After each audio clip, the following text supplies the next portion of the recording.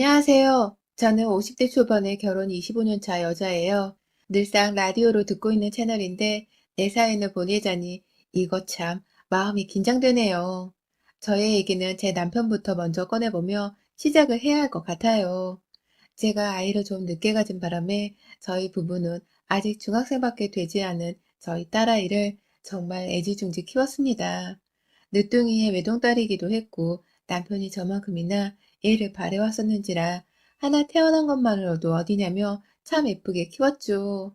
저는 언론사에서 칼럼을 쓰고 있는 프리랜서 작가이고 저희 남편은 직장을 다니는 사람이었는지라 애 키우고 일하는 거 말고는 쭉 다른 부부들처럼 보통으로 살아왔습니다. 오히려 제가 글쓸 때면 방 안에 틀어박혀 나오지를 않는다고 해서 제 남편이 아내 살림도 빠듯하게 잘 챙겨주곤 했죠. 그런데 착하고 열심히 잘 살아온 저희 남편이 2년 전에 대장암에 걸렸습니다. 처음 진단을 받은 것을 시작으로 남편의 상태는 시간이 지날수록 급속도로 나빠지기 시작했어요. 남편이 아파서 들어눕게 되면서부턴 일은커녕 외출조차 마음대로 쉽게 하지 못하더라고요. 남편의 상황이 이렇다 보니 시아버지께 말씀을 드려야 했습니다.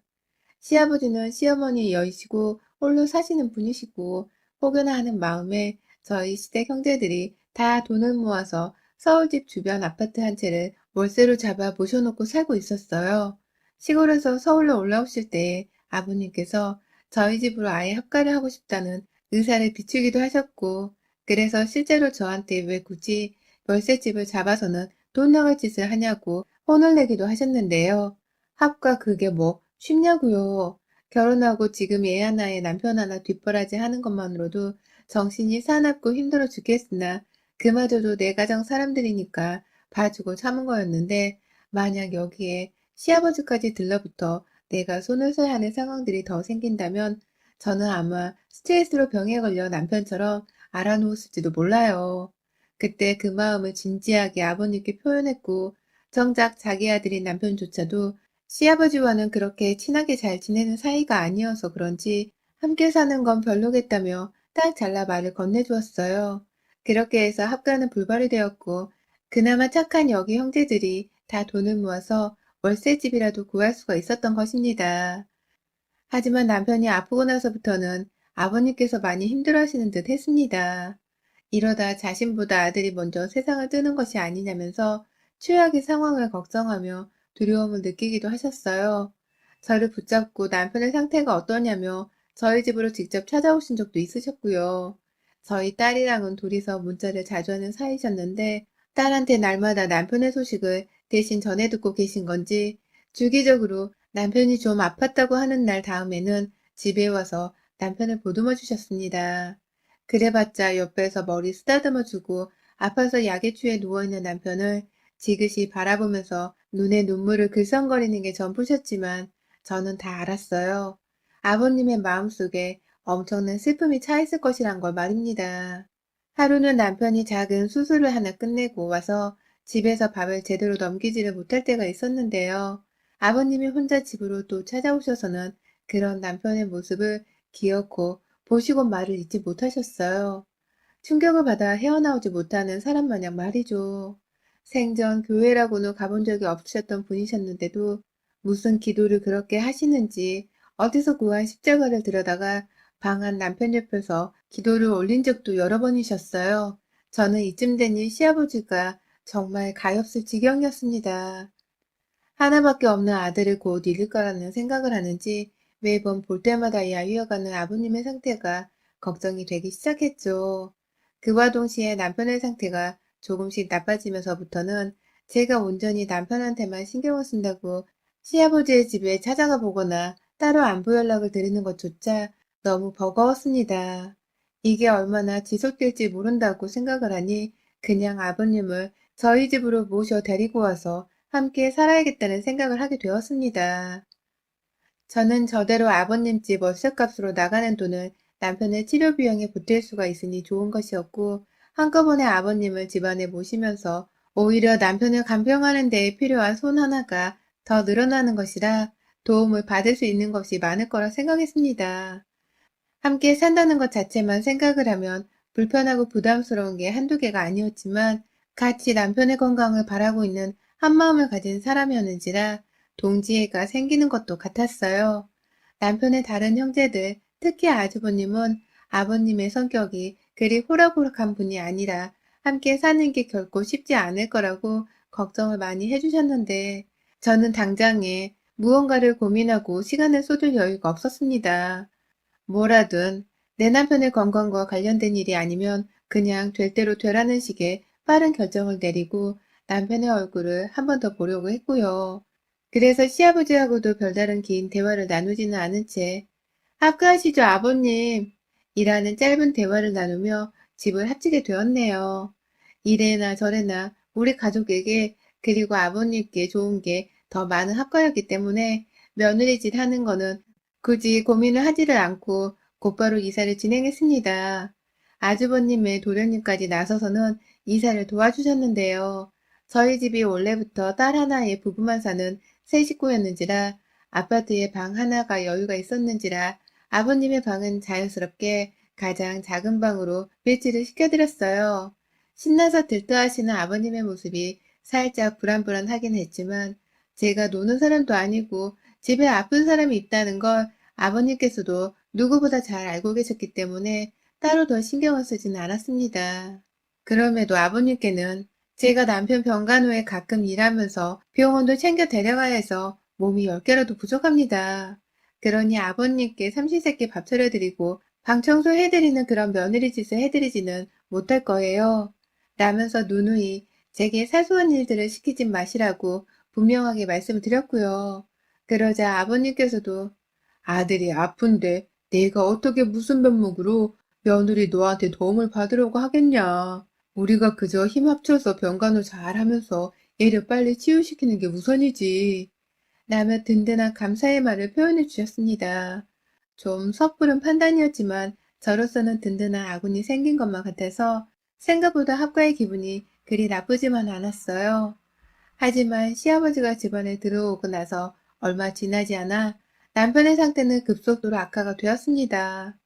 정말 제 몸이 남아돌지 못했을 만큼 병원도 자주 들락거리게 되고 일은 손에 잡히지가 않았죠. 그러던 중 한 번은 시아버지께서 남편이 배 아파 뒹굴면서 약을 찾고 있는데 그 소리를 듣고도 묵인을 한 채 TV 소리를 더 키우신 적이 있었어요. 저는 방 안에서 글을 쓰고 있다가 갑자기 거실에서 TV 소리가 너무 시끄러워 밖에 나가 주의를 좀 드리려고 일어섰는데 그 순간 건너방에 있는 남편으로부터 핸드폰 전화가 걸려왔길래 본능적으로 남편에게 뛰어가봤죠. 그러자 남편은 이미 침대 밑에서 제대로 된 비명소리 한 번 지르지를 못하고서 자기 변만 부여잡고 있었고요. 그날 저희는 황급히 119 도움을 받아 병원으로 실려갔고 그날부로 남편은 병원 시세를 지게 되었어요.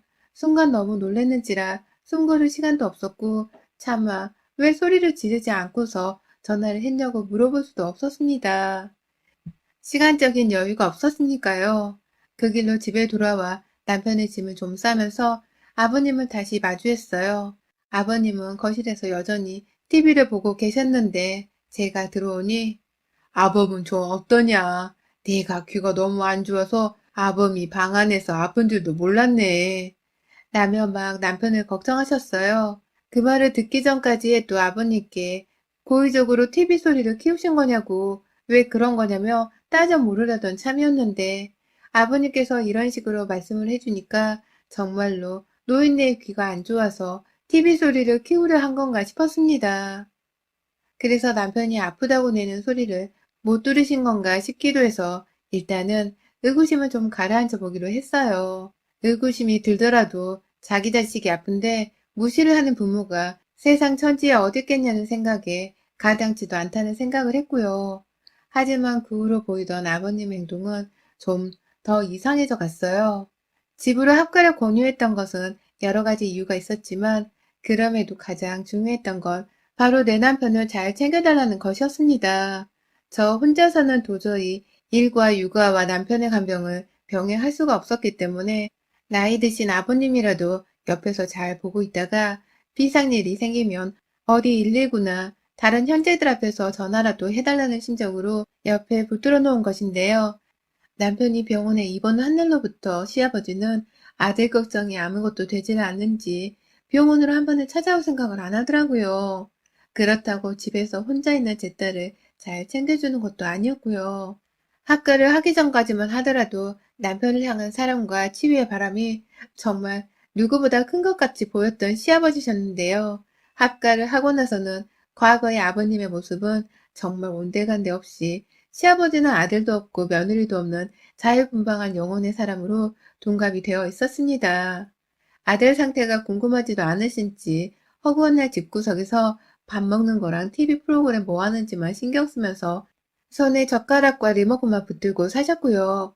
제가 기껏해서 먼저 연락을 드려 딸이랑 밥은 잘 드셨는지 문제없이 잘 지내고 있는지를 확인해 보려 하면 내 걱정은 절대로 하지 말아라. 병원에서 내 새끼 간병이나 신경을 써. 네가 고생이 많다. 라면서 제게 남편 간병이나 잘하라는 말씀을 하셨어요. 그 말을 들으니 내 남편 걱정을 해주는 것 같기도 했는데요. 막상 남편 속옷을 챙기러 혹은 딸 밥을 챙겨주려고 이틀에 못해도 한 번씩 집을 가게 되면 딸내미 얼굴살이 볼 때마다 쏙 빠져 있었어요. 들어보니 할아버지가 밥을 제대로 해주지도 않으셨고 제가 만든 반찬에다가 그냥 막 밥을 비벼서는 혼자서만 챙겨서 방으로 들어가거나 TV를 봤다고 했어요. 그 바람에 딸내미도 할아버지의 태도가 낯설고 싫어서 더욱 꽁해하며 방 안에 숨어 지냈다고 하고요. 그 말에 제가 너무 화가 나서 아버님을 붙잡고 얘기를 나눠봤습니다. 아들 상태라도 한번 보려고 하거나 아니면 집에서 손녀라도 좀 제대로 잘 봐주시거나 하실 것이지 왜 그리 여기저기 손 놓고서 태평하게 살고 계시냐며 약간의 짜증이 섞인 투정을 부려봤는데요. 아버님이 코로나가 사방팔방으로 난리인데 내가 어떻게 그 병원을 가냐? 너도 참 사람 위험하게 하는 소리를 하고 앉아있다. 금방 일어나 집으로 올 건데 쓸데없는 걱정 붙들어 매고 퇴원이나 곧 시킬 준비나 해라. 라면서 오히려 큰일이 아니니까 여러 사람을 병원에 오라가라 하며 귀찮게 만들지 말라고 딱 잡아뗐습니다. 그러면서 내 남편이 금방 퇴원을 할 수 있을 것이라고 긍정적으로 말씀을 해주셨어요. 솔직히 아버님이 이렇게까지 말을 해주시니 저는 고개를 갸우뚱거리면서도 그냥 있는 그대로 아버님이 하신 말씀을 받아들이는 수밖에 없었어요. 더 싸울 일도 없어서 다녀오겠습니다. 라고 말하고 병원으로 돌아갔죠. 하지만 남편은 병원에 입원한 날부터 얼마 못 가서 상태가 더욱 나빠져 생을 마감하고 말았습니다. 남편이 세상을 뜨던 날 저는 졸지에 시아버지를 모시고 살아야 하는 과부처지가 되어버린 것이었죠. 제가 어떤 심정이었냐면 다른 사람도 아닌 내 남편이 죽었는데 남편이 죽었다는 사실보다도 남은 딸아이를 혼자 키우면서 시아버지까지 어떻게 모시고 사냐는 생각에 스트레스가 쌓여서 머리가 터질 것 같더라고요. 남편의 죽음으로 받은 슬픔보다도 그 짧은 시간 동안 시아버지와의 관계가 미칠듯이 부담으로 밀려오기 시작했어요. 시아버지는 이런 제 속을 아는지 모르는지 남편이 죽었다는 연락을 저한테 받고 나서도 저희 딸아이를 혼자 돈을 쥐어준 채 택시를 타고 병원까지 찾아오게 하셨고요. 정말 이해할 수가 없는 행동이었습니다. 정작 아버님은 왜 안 오시나 싶어서 전화를 걸어 오고 계시는 중이신 거죠? 라고 물으니 장래 하루가 지나서 찾아오겠다고 하시더군요. 지금은 당장 바빠서 집을 나갈 수가 없다고 하면서 말이죠. 백수에 하는 것도 없는 사람이 도대체 아들이 죽어 장례를 치러야 하는 것보다 중요하다고 여길 수 있는 게 무엇인가 싶어 이해를 할 수가 없었지만 더 긴 말을 하지 않았어요. 저는 아주버님이랑 도련님이랑 번갈아 제 딸내미를 챙기고 남편의 장례 준비를 한다고 정말 정신이 하나도 없었기 때문입니다.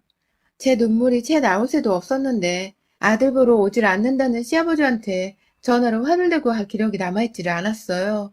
그래서 시아버지가 바로 오던지 말던지 그냥 마음대로 하라면서 내버려 두고만 있었습니다.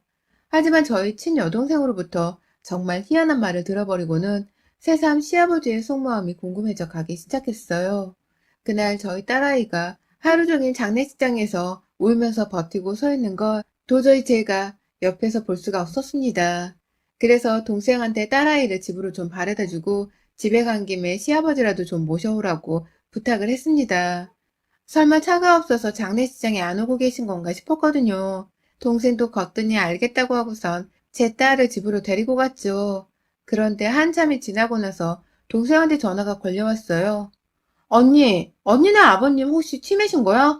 아들을 기억 못 하시는 거 아니야? 라며 제게 어이가 없다는 듯이 물어봤어요.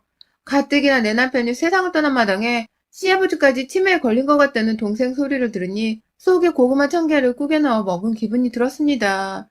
장례식장 한복판에서 저도 모르게 무슨 그딴 소리를 하고 있어. 어떻게 그 양반이 치매란 거야. 지금 아버님이랑 같이 오고 있는 거지? 라면서 짜증을 확 뱉어버렸죠. 그러자 여동생은 내가 살다 살다 그런 양반은 또 처음 보네. 다른 사람도 아니고 자기 아들이 죽었는데 장례식장에 가자니까 한다는 말이 글쎄. 이봐 사돈처녀. 장례식장에 내가 안 가면 뭐 큰일이라도 나? 내가 가려고 했는데 옆에서 이렇게 보채면 내가 뭐가 되는 거야? 라면서 TV를 마저 보더라니까. 수지말로는 어제부터 이 양반이 안방에 들어가서 잠도 잤다고 하던데 언니가 다 알고 있는 얘기 맞지? 라면서 제게 사실 확인을 했습니다. 저야 당연히 들어본 적이 없는 말이었기 때문에 황당 그 자체였습니다. 그래서 당장 장례식장을 벗어나 집을 갈 수가 없는 상황이어서 다른 조치를 취할 수가 없었고요. 그렇게 하루를 꼬박도 남편이 유일한 부모라는 시아버지를 장례식장에 모셔놓지도 못한 채 저는 다른 시댁 식구들이랑 친정 식구들의 이상한 눈초리를 받으면서 장례식을 지켰습니다. 그리고 대망의 셋째 날 그렇게 기다리던 시아버지가 드디어 저희 남편 장례식장의 모습을 드러냈어요. 보통 자식이 먼저 생을 마감하면 그 부모가 느낄 슬픔은 감히 상상할 수가 없다고 하잖아요. 그런데 장례식장의 모습을 드러낸 저희 시아버지의 꼬락서니는 정말 이런 말하기 뭐하지만 상당하게 멀쩡했습니다. 눈물 한 방울을 그간 흘리지 않으셨나 봅니다. 아무리 남편이 오랜 시간 투병을 해왔다고는 하지만 다른 사람도 아닌 자기 아들이 죽었는데 눈물 한 방울을 제대로 흘리지 않고 장례식장에 올 수가 있는 건지 시아버지의 모습을 보면서도 참 소름 끼쳤고요.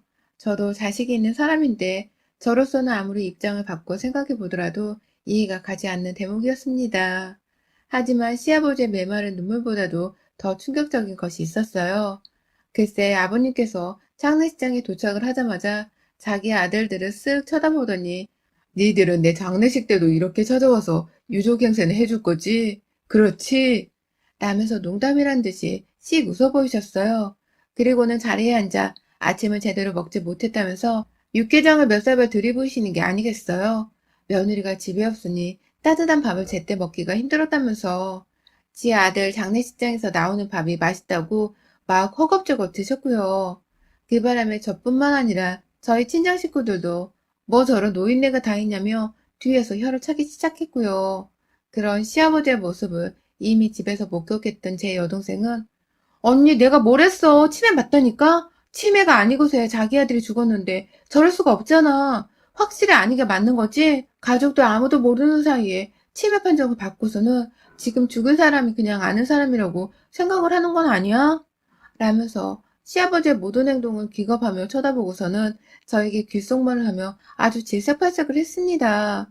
그 바람에 저 또한 시아버지의 정신상태가 정상은 아니란 것이 분명하다는 의견이었고 서둘러 아주버님께 달려가 왜 저러시는 거냐며 저도 모르게 장례식장에서 시아버지를 내쫓아야 하는 게 아니냐면서 화를 내버렸어요. 그러자 아주버님은 자기 남동생을 한번 쓱 그리고 제 남편이 엉정사진을 한번 쓱 쳐다보더니 긴 한숨을 내쉬면서 그러더라고요. 저 양반은 저러고도 남은 사람이에요. 애초에 재수 씨가 왜 우리 아빠랑 합가를 한다고 얘기를 한 건지는 모르겠지만 내가 아는 우리 아버지는 딱 저런 사람이었어요. 라고 말입니다. 아주버님의 말로는 저희 시아버지가 젊은 적부터 집안에서 폭력도 잘 휘두르고 그냥 말 그대로 아버지로서의 역할도 제대로 하지를 못하는 주정뱅이였대요.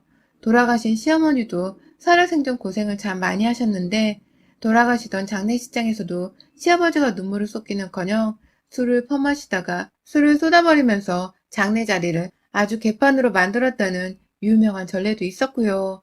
저야 뭐 시어머니가 결혼하기 전에 돌아가셨기 때문에 남편으로부터도 정확히 들어본 적이 없어 처음 알게 된 사실이었어요. 평소 남편이 시아버지하고서 왕래가 잘 없었고 서울로 모셔놓고 나서도 며느리인 저나 형님께서 주도적으로 시아버지를 찾아왔기 때문에 아들들과 아버지 사이가 그리 가깝지만은 않다는 것을 알고는 있었지만 이 정도일 줄은 정말 상상도 못했습니다. 게다가 시아버지는 육개장을 다 드시고서는 며느리 어딨냐면서 저를 한참 동안 찾으시다가 저를 따로 불러내서는 한다는 말이 글쎄 아들이 잃은 내 슬픔이 배우자 잃은 네 슬픔에 비하겠니? 네가 아들이랑 함께 살던 안방에서는 잠조차 제대로 자지를 못할 것이란 걱정이 든다. 너를 위해서 내가 방을 바꿔줄 테니까 집으로 돌아가면 내가 앞으로는 안방에서 묵으마.